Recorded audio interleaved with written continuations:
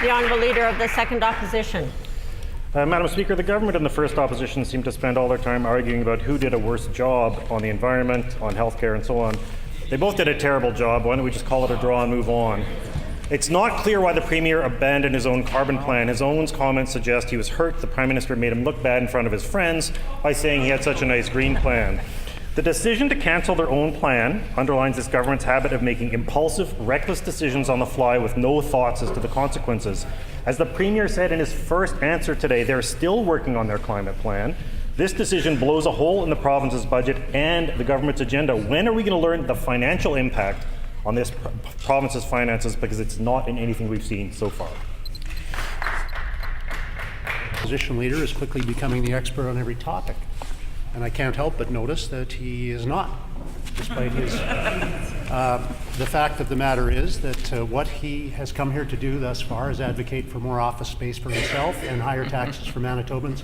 We don't support either of those things.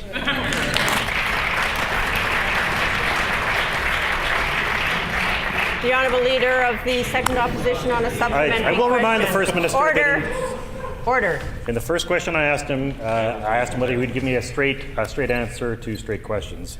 Madam Speaker, we still haven't passed a budget update, BITSA, that includes references to the Pallister government's carbon tax. This government has no idea what the cannabis revenue will be, and we were recently asked to vote on a bill to borrow $3.8 billion, on which questions and debate were forbidden. $3.8 billion in borrowing, more than ever happened under the NDP.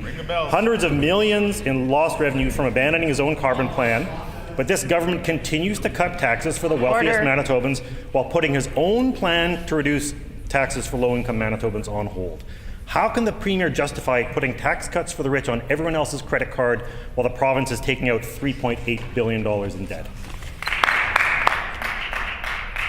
The Honourable First Minister. Well, Madam Speaker, I'm willing to say that this government has led the fight against Ottawa raising taxes. If that's standing up for the rich, it's also, Madam Speaker, inevitably standing up for the middle class and the poor as well. And so we're happy to say that we're going to stand up for leaving more money in the hands of working families, of seniors, of small business people. And it's clear the member has the position, he has taken it publicly, that higher taxes are good. So he can join hands with his friends in Ottawa and keep advocating for that if he wants. But on this side of the House, we're going to advocate for lower taxes and more money left in the hands of working families in this province. The Honourable Leader of the Second Opposition on a final supplementary. Madam Speaker, in his response to the federal government's announcement on pricing pollution, the Premier has complained that the federal government did not take into account Manitoba's historic investments in hydro. What matters in what this province is what this province intended to do that is new to reduce emissions, not just an investment 30, 50 or 60 years ago. Has the Premier considered that he has continually undermined his case for a break on hydro when he says things like the Manitoba government spent $15 billion on unnecessary hydro projects, as he did yesterday in the House? The Honourable First Minister. Well, that's the very definition of silly, Madam Speaker, because the $15 billion that the member wants us to not pay any attention to is $15 billion that's going to be taken from Manitobans' pockets. The owners of Manitoba Hydro aren't the member opposite.